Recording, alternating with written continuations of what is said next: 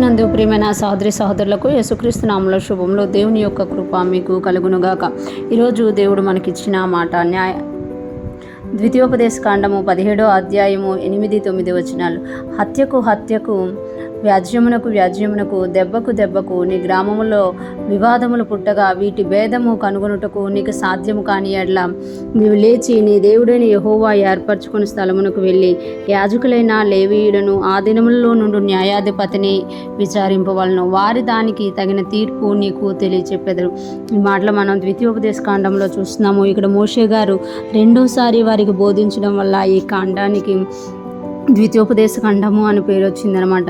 హత్యకు వ్యాజ్యమునకు దెబ్బకు నీ గ్రామంలో వివాదములు పుట్టగా అంటున్నారు. అంటే హత్య జరిగిపోతూ ఉంటే, అంటే ఒకరు హత్య చేయడం వల్ల ఇంకొకరిని హత్య చేయడం, అలాగా హత్యకు వ్యాజ్యమునకు అంటే వీళ్ళ మీద వాళ్ళు వ్యాజ్యమేడు, వాళ్ళ మీద వీళ్ళు వ్యాజ్యమేడు, దెబ్బకు అంటే కొట్టుకోవడం అన్నమాట.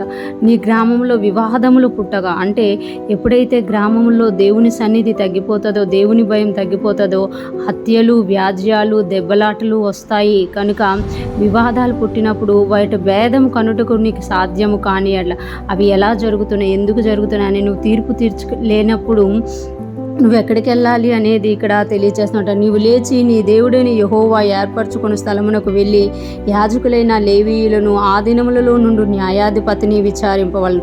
వారి దానికి తగిన తీర్పు నీకు తెలియచెప్పుదురు. నువ్వు లేచి, అంటే వ్యాజ్యాలు వచ్చినప్పుడు, హత్య వచ్చి భయం కలుగుతున్నప్పుడు, దెబ్బకు దెబ్బ కొట్లాట్లు జరుగుతున్నప్పుడు నువ్వు అక్కడే ఉండిపోకూడదు. అటు భేదాలు నీకు తెలియనప్పుడు, అది నీకు అసాధ్యము కాకపోయినప్పుడు, అంటే ఆ తీర్పు తీర్చడం నీకు సాధ్యం కానప్పుడు నువ్వు ఎక్కడికి వెళ్ళాలి అని అంటే నీ దేవుడైన యెహోవా ఏర్పరచుకున్న స్థలానికి వెళ్ళాలి.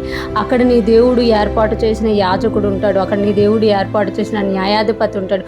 ఈ దినాల్లో అయితే మనకి లాయర్లు, కోర్టులు, గ్రామ సభలు అని అనేకమైన ఉన్నాయి. కానీ ఆ దినాలలో అయితే ద్వితీయోపదేశ కాండములో రాయబడిన దినాలలో దేవుడు ఏర్పరిచిన యాజకుడు, దేవుడు ఏర్పరిచిన న్యాయాధిపతి ఏం చేసేవారు అని అంటే న్యాయం తీర్చేవారు ఉంటా.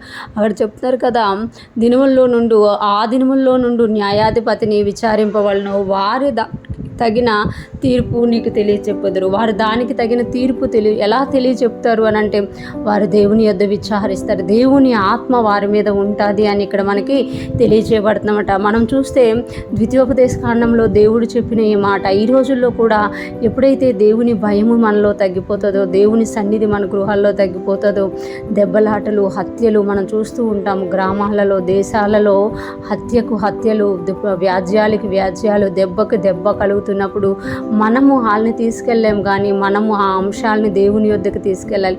దేవుడు ఏర్పరచుకున్న స్థలానికి మనం వాటిని తీసుకెళ్ళాలన్నమాట. అప్పుడు మన దేశం బాగుపడుతుంది, మన గ్రామం బాగుపడుతుంది, మన కుటుంబం బాగుపడుతుందన్నమాట. మనము వాటి గురించి ఆలోచిస్తూ అక్కడే ఉండిపోయిన ఎట్లా అవి ఎక్కువైతే కానీ తక్కువ అవ్వనమాట. ఎప్పుడైతే మనము ఆ రోజుల్లో అయితే గ్రామాలు దేవుడు ఏర్పరిచిన స్థలాల్లోకి వెళ్ళాలంట. అక్కడ వాళ్ళు ఏది చెప్తే అది చెయ్యాలి అని చెప్తున్నారు. ఈ రోజుల్లో మనము వాళ్ళకి చెప్పలేము, కానీ మన చుట్టూ జరుగుతున్న పరిస్థితులను బట్టి మనం వాటిని దేవుని యొద్దకు తీసుకెళ్ళినప్పుడు, దేవుడు ఏది చెప్తే అది చేయగలిగినప్పుడు మన చుట్టూ ఉన్న ప్రాంతాలు, మన గ్రామాలు, మన దేశము సమాధానకరంగా ఉంటుంది. అటువంటి కృపా జ్ఞానం మన అందరికీ కలుగునుగాక.